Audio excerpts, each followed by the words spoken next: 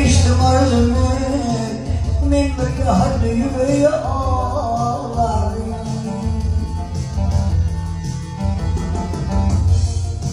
Dilhim rahımca görüştüğümü rida hadi ve ağlar.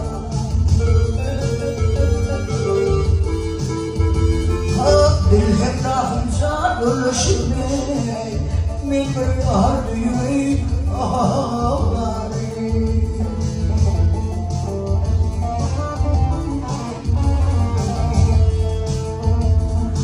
Oğlum bazı tutup olmalı, tutup sana onu demek olmalı.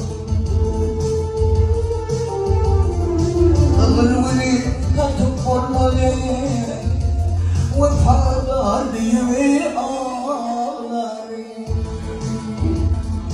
Ağırlığı tutup olmalı, memnunlar diye ağlar.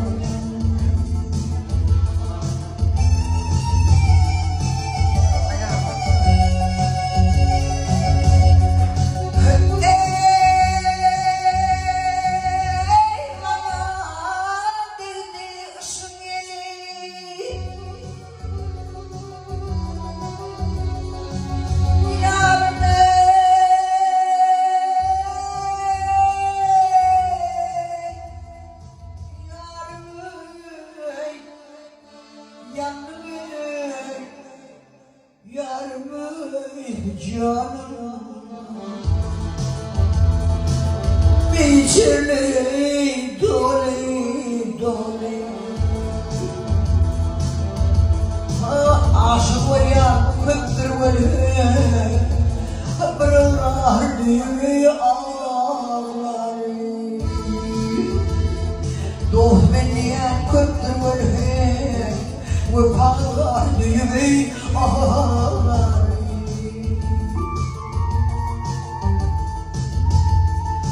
Garip aydır oturmağım, dağları kaydır ah. Ecid etti beni ışığına, memur yardım ağlar.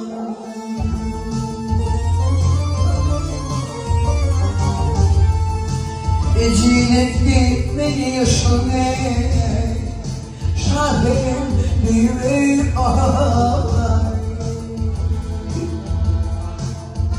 Memur yardım ağlarını, vefalar diye ağlar.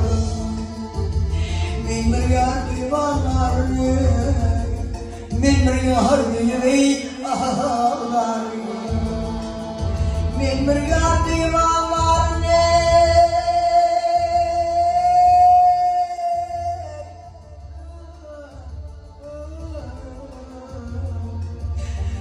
memur yardım diye ağlar. Sevim